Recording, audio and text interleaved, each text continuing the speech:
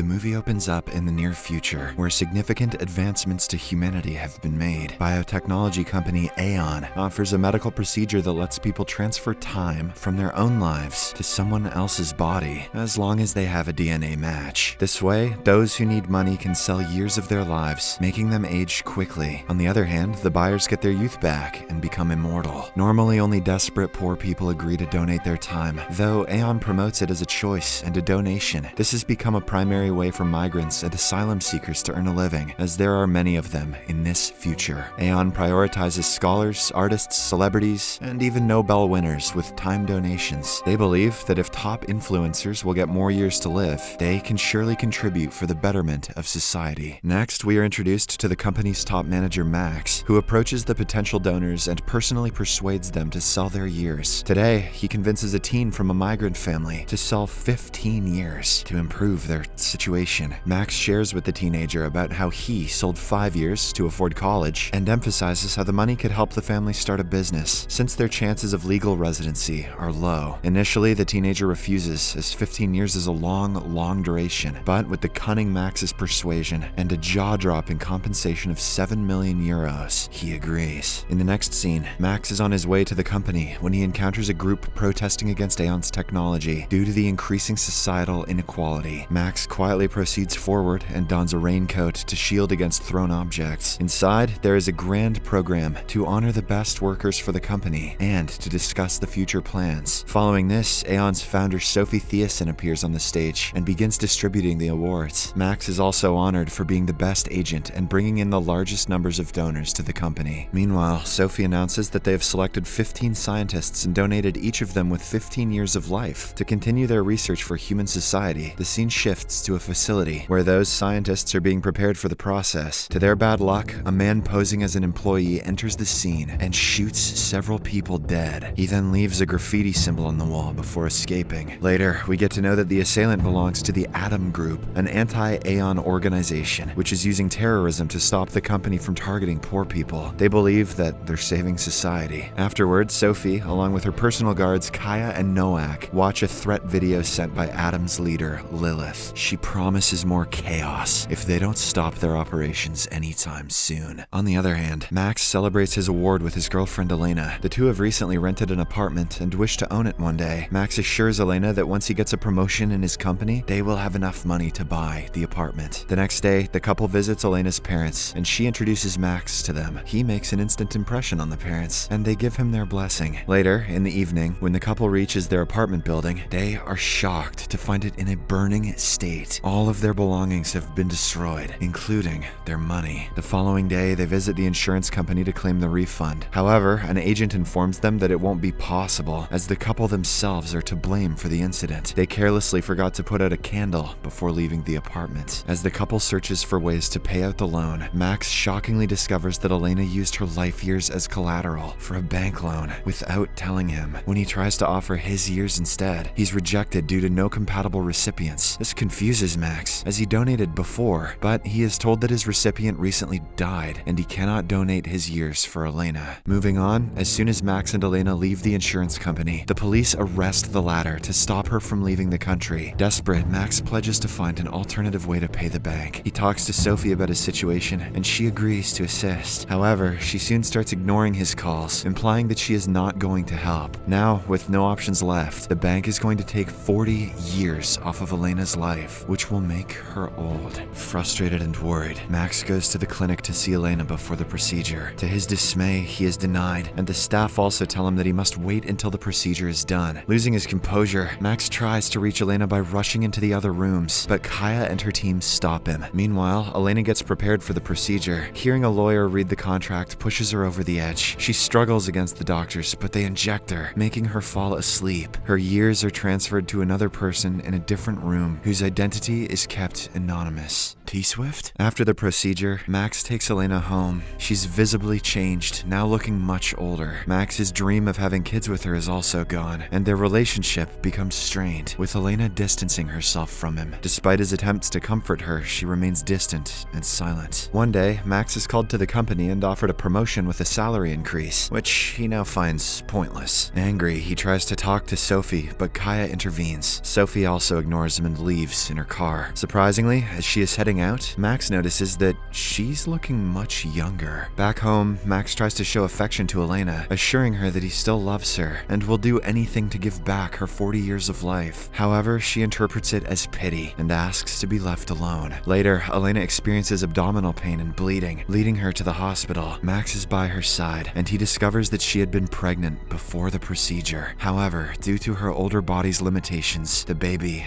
is now gone. Aggrieved and in pain, Elena decides to move in with her parents, tired of their awkward life. Her parents are shocked to see her, as she looks older than her mother. They blame Max for everything, highlighting his role in the system's creation. In response, the latter promises to do his best to reverse the procedure before driving away from there. Desperate and alone, Max sits in the park and looks at the people around. At the same time, he notices a little girl selling narcotics and smoking cigarettes. He is sure that the girl did the age-reducing procedure and transformed herself into a little girl to carry out the illegal business. Max confronts the girl and demands information about her procedure source, as Aeon doesn't allow kids to go through the process. Through her, he gets the contact of an underground group in Lithuania that performs age transplant surgeries at a low price. Without wasting any time, Max contacts the underground group using a burner phone and is instructed to acquire fake passports in a shady neighborhood. He learns that he needs to find the recipient who now holds Elena's years before leaving for Lithuania.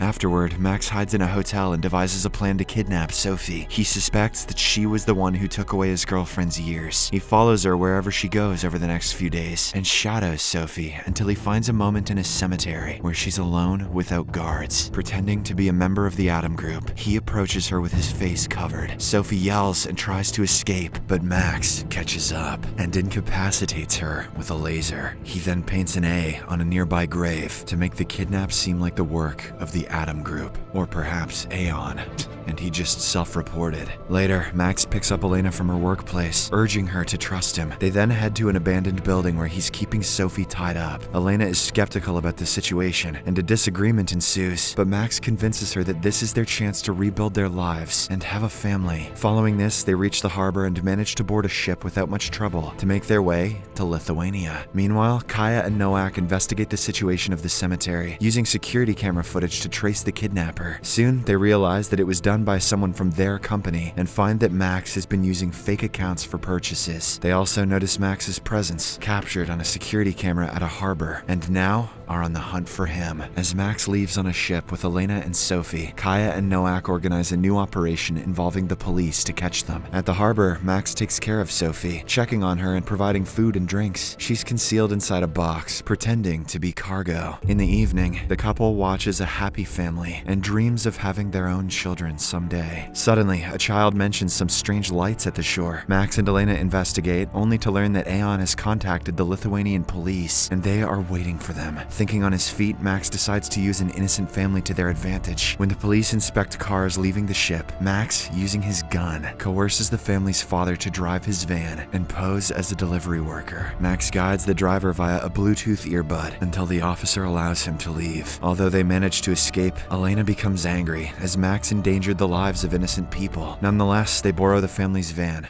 and leave. A few hours later, they stop in the middle of the road for Sophie, who reveals that she isn't actually Sophie, but her daughter, Marie. Max doubts her story and searches online. He finds out that Sophie only had one daughter who died long ago. In response, Marie explains that her mother intentionally kept a low profile to avoid media attention. She only wanted her child to live a normal life. However, Max remains skeptical, and Elena begins to have doubts too. Afterward, they find an abandoned hotel to spend the night. Marie assures them that she's not Sophie, as she too too opposes her mother's unethical work. However, as a desperate Max asserts that even if she's telling the truth, her DNA should be a match for Elena. Hence, he wants to proceed with the plan. This idea horrifies Elena, and she leaves the room. Later, as Marie takes a shower, Elena notices that she doesn't contain any scars on her body. This means that she has never been through the procedure. Elena talks to Max about it, but he assures her that after the skin becomes young, the scars heal magically. Meanwhile, Noak informs Kaya about the couple's location, and they prepare to head there. However, before they can do so, the armed Adam group, led by Lilith, find Elena and Max. Lilith then confirms that Marie is indeed Sophie's daughter. In the next scene, the Adam group takes the trio to an abandoned building, where Lilith reveals Sophie's master plan. She mentions that Sophie intended to use Elena as an age donor for herself, but Max and Elena fell in love and married. She also orchestrated their apartment fire and had Max's potential match killed to prevent him from donating his years. Enraged, Max accuses Lilith of being a murderer, but she responds by offering Elena a gun with one bullet, giving her the choice to kill Marie or herself. Overwhelmed, Elena drops the gun and starts crying. Just then, Max's burner phone receives the location of an illegal clinic, valid for 6 hours. To make the appointment, the couple must assist Lilith in killing Sophie. After a while, Kaya and her team surround the building, and Max emerges, pretending that Adam isn't with them. He warns them that only Sophie will be allowed inside, and if anyone disobeys him, Elena will shoot Marie dead. At this moment, a rejuvenated Sophie steps forward and agrees to the terms. As she's about to enter, Kaya questions how Max knew Sophie would be there, and realizes that it's a trap. From inside the building, the Adam group starts shooting at Sophie's team, and a gunfight ensues between the groups. Lots of people are killed on the spot, including Noak and Lilith. Amidst the chaos, Max retreats to the hotel and takes Elena and Marie to the garage for an escape. While attempting to start the car, Marie reveals that she has a gun and tries to shoot Elena, but fortunately there are no bullets in it. This act of betrayal deeply hurts Elena, as she had just spared her life sometime before. In response, she hits Marie in the head, making her fall unconscious, and the trio flees in the car. Later, Max admits he's hesitant to harm Marie to avoid becoming like Lilith. However, Elena has had enough and forces Max out of the car, threatening to harm herself. She then proceeds to the illegal clinic, where Marie is reluctantly subjected to the procedure. Sometime later, Marie is discovered by a truck driver, who returns her to the city. She then reunites with her young mother Sophie, who survived the gunfight due to wearing a bulletproof vest. But what if they shot her in the face? In the coming days, Marie begins to age rapidly, and the only one who can donate her years is her mother. However, Sophie turns selfish and refuses to donate to her own daughter, promising to find help soon. In the last scene, Max encounters Elena at the beach. She appears youthful and pregnant, accompanied by a new husband. Max accepts his new life as a rebel with the Adam group, dedicated to taking down Sophie's unethical practices and saving the innocents from losing their years of life.